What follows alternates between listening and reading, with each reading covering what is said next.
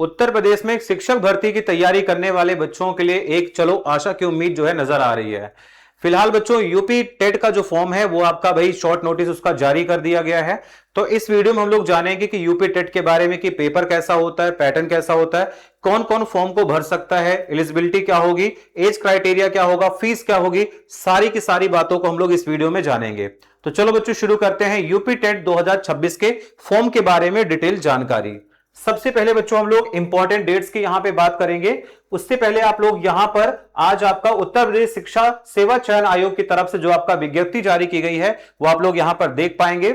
अगर हम important dates की बात करें बच्चों तो आप यहां पर देख पा रहे होंगे कि आपका बच्चों जो फॉर्म है, ठीक है, उसका विज्ञापन आपका जब प्रसारित होगा उसके लिए डेट आपकी दी गई है 20 तारीख को। शॉर्ट नोटिस आज आपका फाइनली जारी कर दिया गया है। इसके बच्चों आपका जो ऑनलाइन फॉर्म आपका भरा जाएगा वो आपका 27 तारीख से फॉर्म आपका भरा जाएगा। इसके अलावा बच्चों अगर हम बात करें फीस जमा करने की जो आपकी अंतिम तिथि रहेगी वो आपकी रहेगी 26 आपका अप्रैल तक। 26 अप्रैल तक आप इस फॉर्म को जो है भर पाएंगे। अगर हम बात करेंगे भाई बच्चों को आपका पेपर जो है किस जिले में होगा, जनपद जो आपका आवंटित होगा उसकी डेट आपको दे रखी है 22 जून को। आपको पता चल जाएगा कि आपका पेपर किस जिले में होने वाला है। और जो आपका एडमिट कार्ड है वो आपका 30 जून को जारी होगा और एग्जाम डेट आपकी फाइनली आउट हो चुकी है। 2, 3 और 4 जुलाई को आपका पेपर होने वाला है। उसके बाद हम लोग जानते हैं बच्चों कि यहां पर इंपॉर्टेंट फैक्ट्स के बारे में। सबसे पहले बच्चों बात कर लेते हैं एज क्राइटेरिया यहां पर क्या रहने वाली है। अगर आप जनरल कैटेगरी से बिलोंग करते हैं तो 18 साल से लेकर 35 साल तक आप इस फॉर्म को आराम से भर सकते हैं। वहीं ओबीसी के लिए 3 साल, एससी एसटी के लिए 5 साल, पीडब्ल्यूडी वाले बच्चों को 15 साल की छूट यहां पर दी जाती है। अगर हम बात कर लेते हैं क्वालिफिकेशन तो पेपर 1 आपको पता है 1 से लेकर 5 तक के जो बच्चों को पढ़ाते हैं उनके लिए यहां पर जो एलिजिबिलिटी है जिसे आप प्राइमरी कहते हैं तो ग्रेजुएट के साथ साथ आपका डीएलएड या बीटीसी आपका होना चाहिए। और पेपर 2 जैसे आप जानते हैं कि जूनियर वाले जो बच्चे पेपर देते हैं उनके लिए ग्रेजुएशन और आपका बीएड हो गया या 2 साल का डीएलएड वाले भाई भी भर सकते हैं। फाइनल ईयर रिपेयरिंग यहां पे आपका चल जाएगा, कोई इशू नहीं है आपका। डॉक्यूमेंट्स की बात कर लेते हैं बच्चों तो आपका क्लास 10th और 12th का आपका मार्कशीट आपके पास होना चाहिए। इसके अलावा आपका कास्ट सर्टिफिकेट, आपका फिजिकल हैंडीकैप है तो आप उसका सर्टिफिकेट, डोमिसाइल यानी निवास प्रमाण पत्र, फोटो, सिग्नेचर, आईडी प्रूफ, इतनी चीज आपकी यहां पर आपके पास डॉक्यूमेंट स्टार्टिंग में फॉर्म भरते समय होने चाहिए। आगे बात कर लेते हैं भाई फीस यहां पर बच्चों कितनी रहने वाली है। तो याद रखिएगा कि अगर आप जनरल कैटेगरी से हैं यानी यूआर कैटेगरी से हैं या आप ईडब्ल्यूएस कैटेगरी से हैं बच्चों या फिर आप ओबीसी कैटेगरी से आते हैं तो इन तीनों की जो फीस रहेगी, अगर आप एक पेपर भरेंगे तो 1000 रुपए, 2 पेपर भरेंगे यानी पेपर 1 और 2 तो 2000 रुपए फीस रहेगी। वही एससी एसटी वालों के लिए टोटल 500 रुपए फीस रहेगी एक पेपर की, दोनों की मिला के 1000 रुपए। यहां पर दिव्यांग श्रेणी वाले बच्चों के लिए 300 रुपए फीस रहेगी और आपका 300 रुपए पेपर 2 की भी फीस यहां पर रखी गई है। इसके अलावा बच्चों हम लोग जानते हैं कि इनका जो पेपर का मॉड्यूल होता है वो क्या होगा। सबसे पहले बच्चों बात कर लेते हैं हम यहां पे प्राइमरी बालकों के लिए।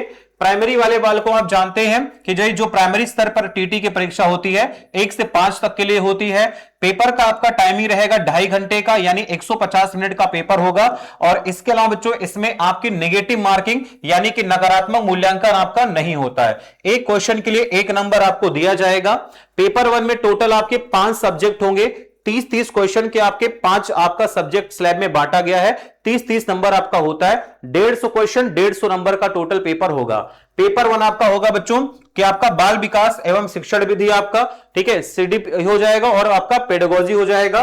फिर यहां पर भाई हिंदी भाषा आपके लिए अनिवार्य यहां पर हो गई बच्चों। पेपर 2 आप सेलेक्ट कर सकते हैं, इंग्लिश ले सकते हैं, उर्दू ले सकते हैं, संस्कृत ले सकते हैं, आपकी इच्छा है। उसके बाद मैथ्स आपका यहां पर 30 क्वेश्चन का रहेगा जो आपका अनिवार्य रहेगा। और इसके अलावा आपका ईवीएस का पोर्शन रहेगा 30 क्वेश्चन आपका 30 नंबर का ये रहेगा। टोटल 150 नंबर और आपका 150 नंबर का ये पेपर हो जाएगा। वहीं बात कर लेते हैं बच्चों जूनियर वाले बालकों के लिए कि जो जूनियर के लिए यहां पर एलिजिबल है यानी यहां पर हम लोग बीएड वाले बालकों के लिए स्पेशली बात करने वाले हैं और बीटीसी वालों के लिए भी। तो आपको पता है कि जूनियर वाले स्तर पर आपका 6 से 8 तक की परीक्षा होगी। यहां भी 2.5 घंटे का समय होगा।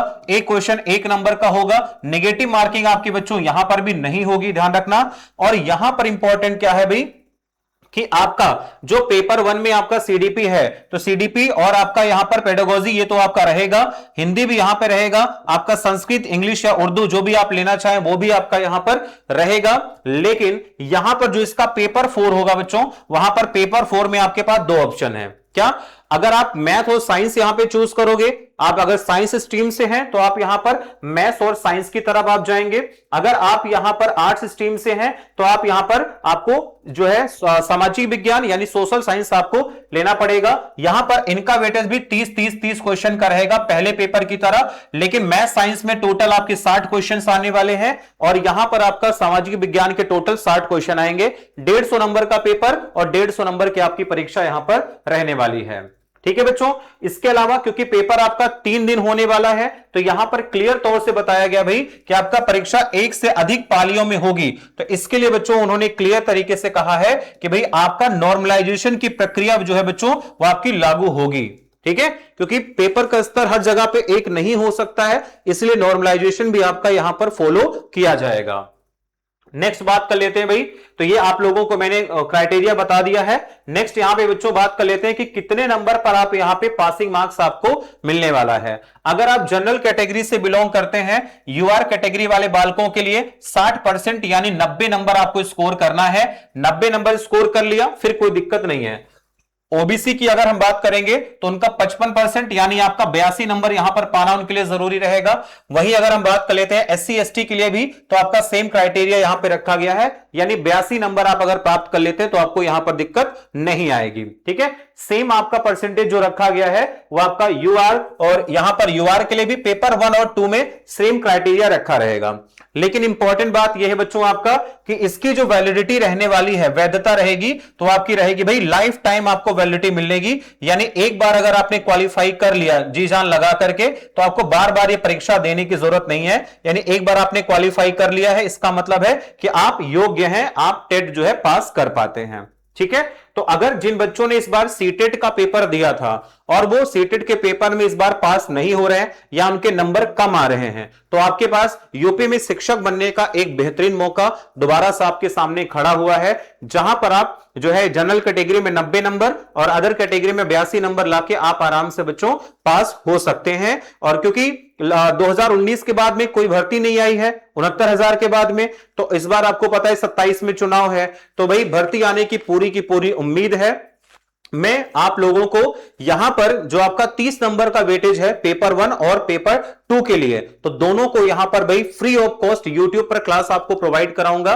तो जो भी भाई यूपी टेट की तैयारी करना चाहते हैं, आप सभी लोग आप हमें इस चैनल को सब्सक्राइब करके फॉलो कर सकते हैं। आप लोगों के यूपी टेट की पूरी 30 नंबर की जिम्मेदारी हमारी है, आप लोगों को 30 में 30 में दिलाऊंगा, क्योंकि मैंने खुद जो है यूपी टेट और सीटेट आपका कई बार निकाला हुआ है। ठीक है भाई, जानकारी कैसी लगी कमेंट करके बताइएगा। अगर आपके मन में और कोई संदेह है तो भी आप कमेंट करना, मैं कमेंट में आप लोगों का रिप्लाई जरूर करूंगा। Thank you so much.